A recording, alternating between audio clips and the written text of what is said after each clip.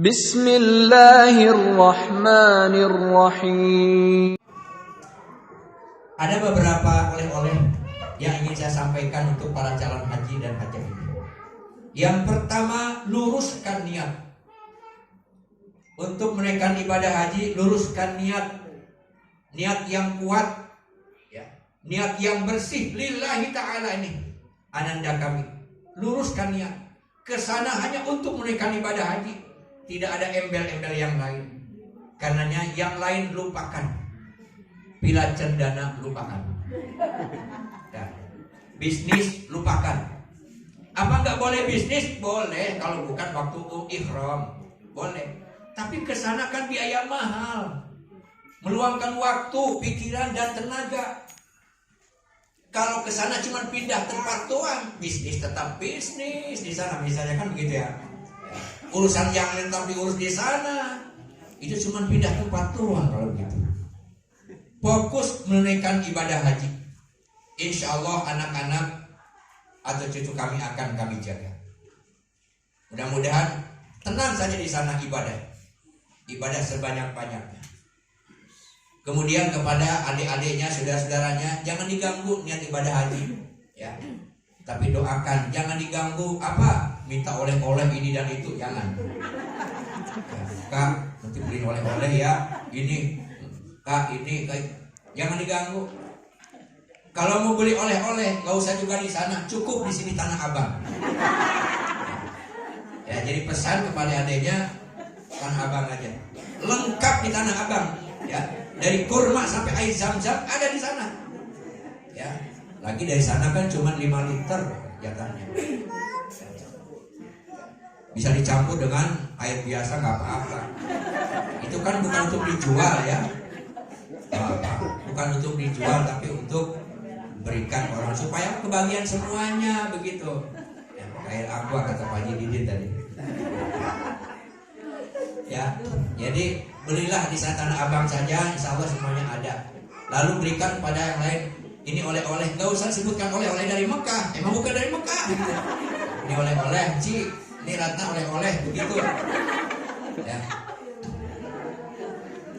Sekarang sudah terus. Jadi jangan diganggu dengan yang begini yang begitu. Yang bersangkutan juga sudah fokus sekarang ibadah.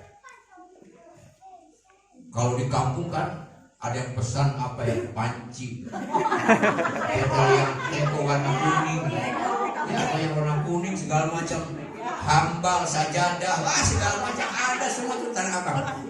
Ada. Bahkan ada juga yang berangkat haji suaminya saja, istrinya nggak berangkat haji, istrinya pesan bu, pesan emas, ayah. Kalau nanti udah haji, beliin oleh-oleh ya ayah untuk mama. Apa? Gelang. Itu kan di sana ada gelang apa emasnya, emas Abu Dhabi. Ya, emas putih, emas Abu Dhabi, sana bagus. Ya, kata suaminya. Sebagai suami yang setia dan mencintai istrinya, betul. Ya, sebelum pulang dia beli gelang dulu untuk istrinya.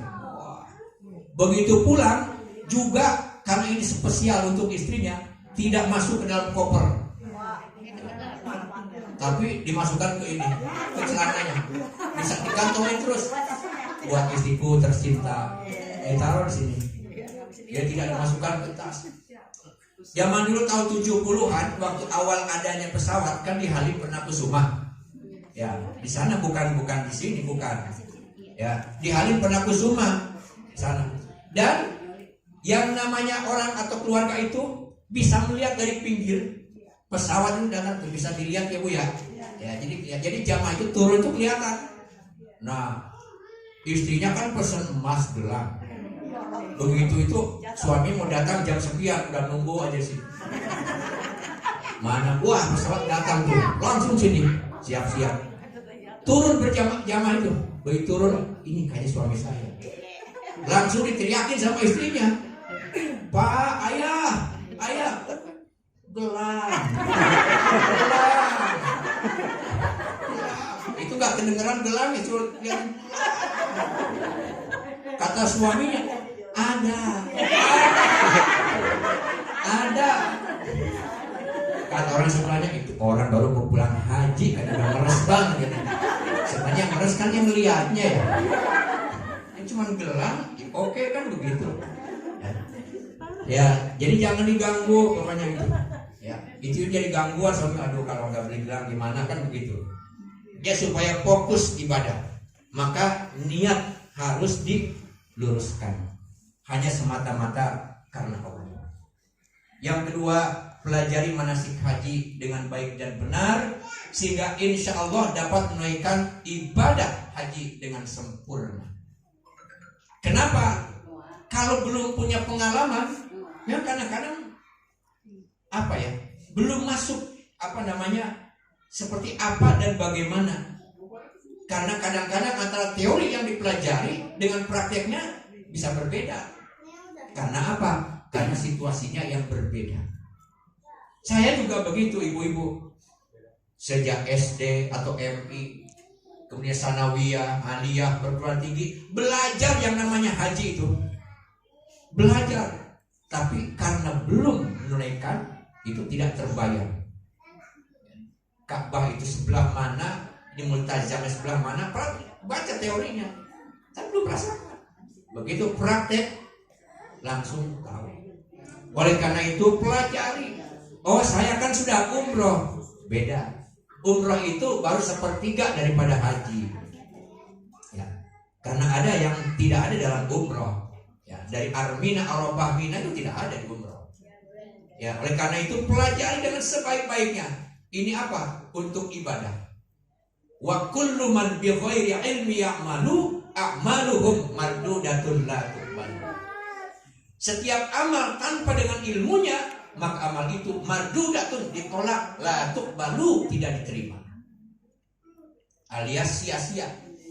Dengan ilmunya. Masak sayur asam juga ibu ya, pakai ilmunya kan ya ibu ya. Masak sayur asam, gara-gara tanpa ilmunya masak sayur asam dimasukkan jinten, ketumbar, jahe, urap apa ini? Jadinya apa, nano-nano?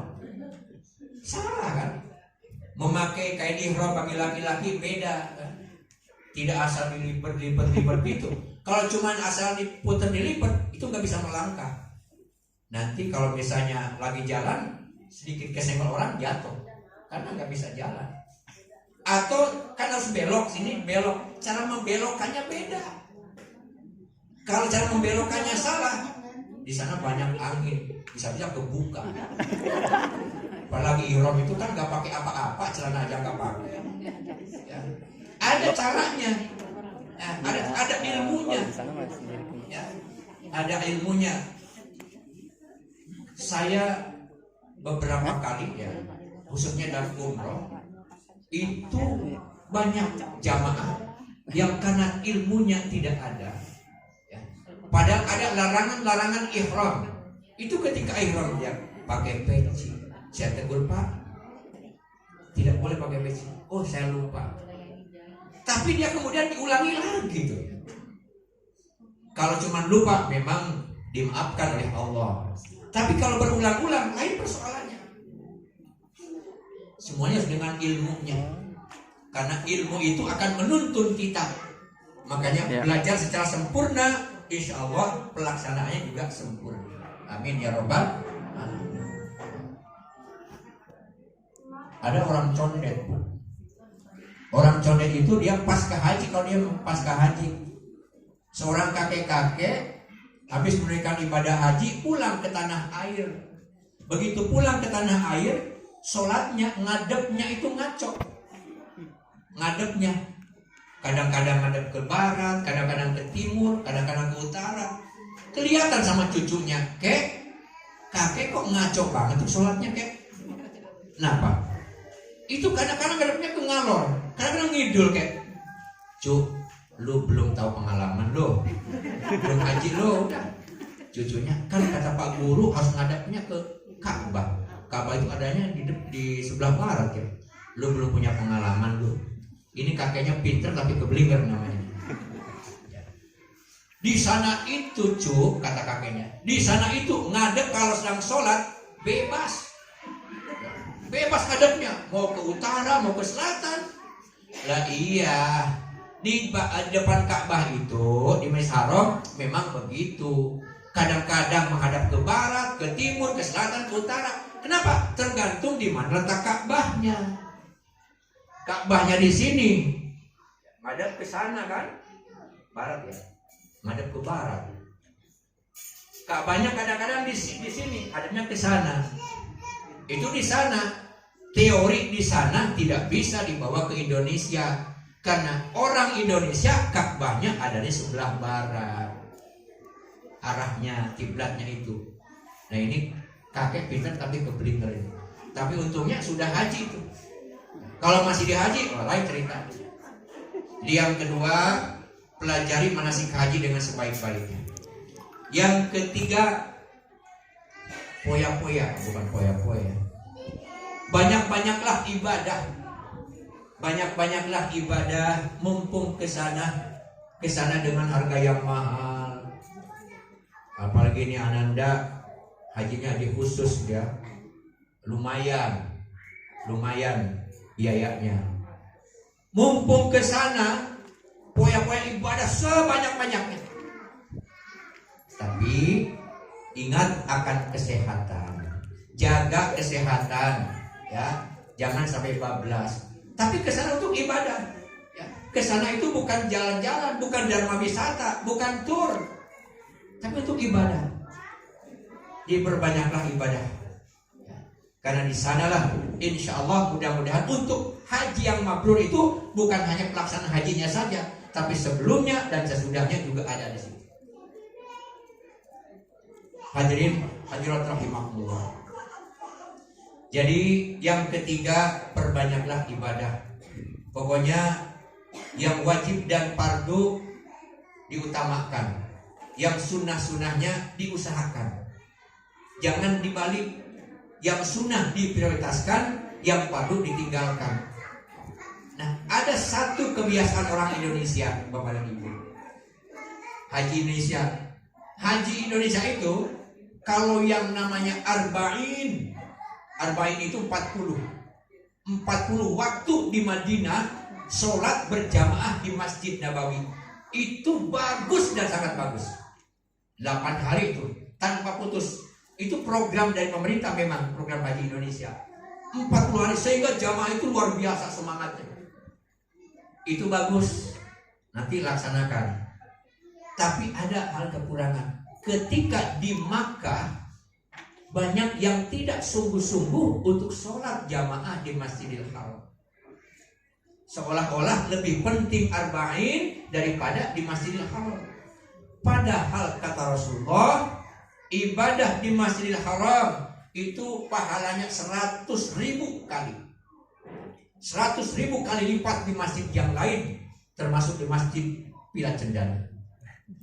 Sholat di Masjidil Nabawi 1000 kali lipat.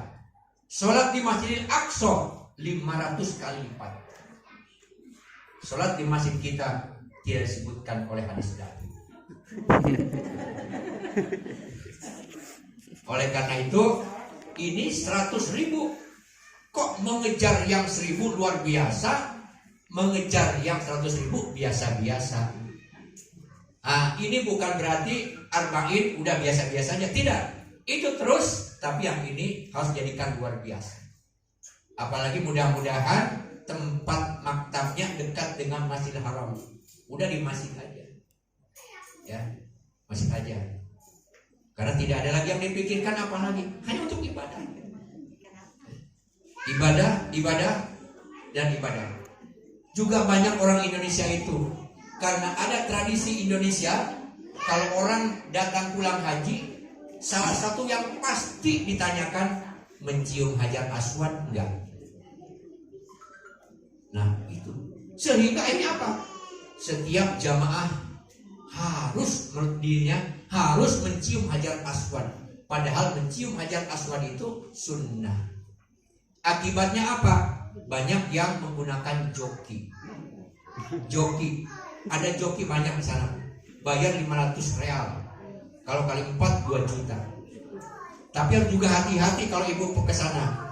Kadang-kadang orang menawarkan seperti orang yang baik. Ibu mau nyium Hajar Aswad? Saya bimbing bu, saya bimbing. Setelah selesai kita dipalang. Yang pertama itu, yang kedua mereka betul memang membimbing kita ke sana, tetapi dengan cara yang tidak fair dan tidak benar. Kita ingin mencium Hajar Aswad, yang diteriakin Allahu Akbar, tapi kaki orang diinjak, kepala orang disikut. Ini namanya kedzaliman di depan Ka'bah. Akhirnya apa? Dosa banyak, pahala nggak dapat. Tapi kayak